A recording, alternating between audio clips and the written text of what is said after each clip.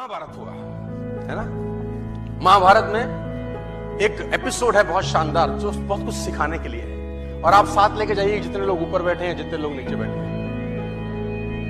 महाभारत में एक एपिसोड हुआ कि उसमें एक मार्मिक टच है। हालांकि तो युद्ध हुआ तो दोनों तरफ से लोग मरे। 18 अक्षौणी सेना थी। 18 अक्षौणी।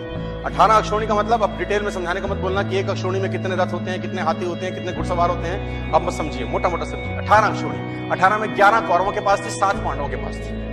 मतलब पांडवों की सेना 7 अक्षौणी थी और कौरवों की सेना 11 थी। उनकी फालतू थी, कोई दिक्कत नहीं। बहुत लोग मरे, करीब करीब 1 करोड़ लोग मरे महाभारत के। 1 करोड़ लोग उस जमाने के, पॉपुलेशन तब भी थी। हमको रोते रहते हैं 100 करोड़ हो गए, तब भी साला 1 करोड़। सो उसमें एक मार्मिक एपिसोड है।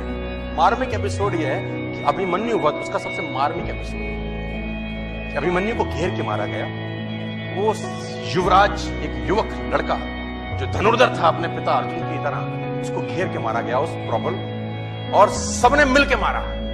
और उसके अंदर कौरव पे सब बड़े से बड़े लोग थे। सब बड़े से बड़े लोगों ने अभिमन्यु को घेर के मारा। आपने ये जानकारी सुनी होगी, देखी होगी, कही होगी, कहीं ना कहीं पढ़ी भी होगी। लेकिन उस पर्टिकुलर एपिसोड में जो विलन बना उसका नाम था जयद्रथ। उसने अभिमन्यु वध तो नहीं किया, लेकिन मरे हुए अभिमन्यु को लातों से मारा। जयद्रथ ने मरे हुए अभिमन्यु पे लात मारी। वध में शामिल नहीं था, लेकिन उसने मरे हुए अभिमन्यु को लात मारी। और इतिहास ये बोलता है कि जब अभिमन्यु वध हो रहा था तो अर्जुन अवेलेबल नहीं थे वहां पर, कहीं और गए थे, किसी और युद्ध में थे। लंबी कहानी, उस पर नहीं जाता, लेकिन जो story of moral of the story है वो समझाना चाहता। जब अर्जुन लौट के आए भगवान कृष्ण के साथ, तो उसको पता चला कि मेरे बेटे अभिमन्यु का वध हो गया। लेकिन उसको दुख इस बात का नहीं था कि मेरे बेटे का वध हुआ। बोला तो रण क्षेत्र में योद्धा तो वीरगति को प्राप्त होते ही हैं, लेकिन उसको दुख ये हुआ कि मरे हुए को जयद्रथ ने लातों से मारा।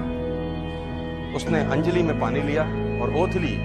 शाम को पहुंचा था कि अगले दिन सूर्यास्त से पहले अगर जयद्रथ का वर्ण नहीं कर दूंगा तो अपने आप को जला डालूंगा, अग्नि में अपने शरीर को समर्पित कर दूंगा अगर अगले दिन सूर्यास्त से पहले जयद्रथ को नहीं मारा मैंने। अब जैसे ही उसने ये घोषणा करी, एक गोल रखा, एक टारगेट रखा, दोनों सेनाओं में हड़कंप मच गया। कौरव प्रसन्न हुए और पांडव उदास।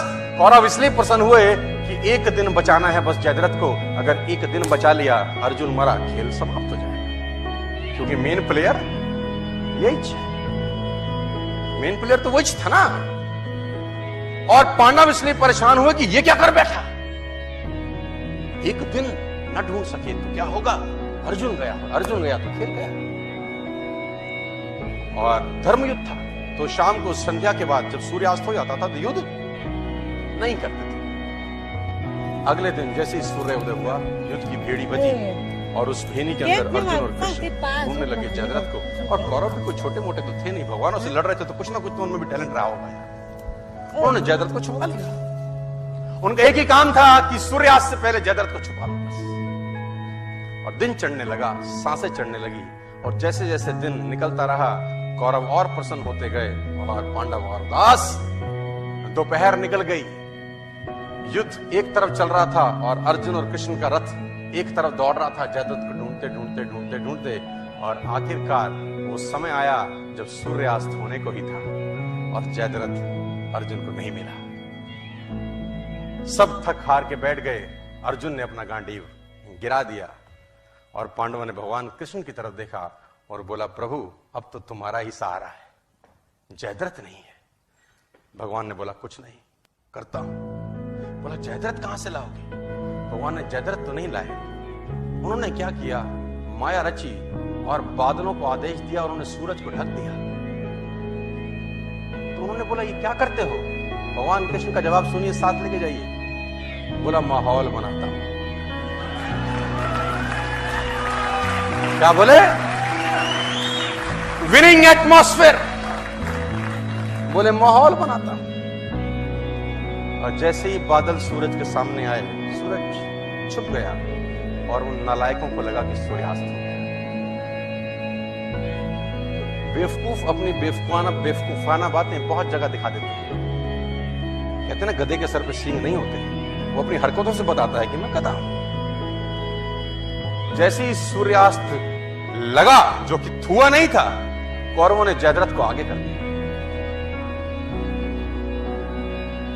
मन तो कर रहा है उनको ऐसी गाली दूं स्टेज पर, इस सालों घंटा 2 घंटा कौन सी चूल मचा रही थी तू।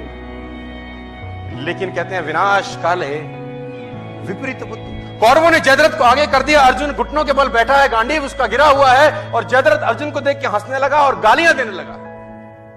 कौरव हंसने लगे और अर्जुन को गालियां देने लगे कि तैयारी कर चिता पे जलने की। और जैसे ही जयद्रथ सामने आया, भगवान ने आदेश दिया और बादल सूरज के आगे से हटे और सूरज सामने हो गया। और जब सूरज सामने हो गया तो अर्जुन भौचक्का सा देखा, ये क्या है। उसने भगवान कृष्ण की तरफ देखा। भगवान कृष्ण ने बोला, देखता क्या है, जयद्रथ सामने है, उठा गांडीव और चला डाल। और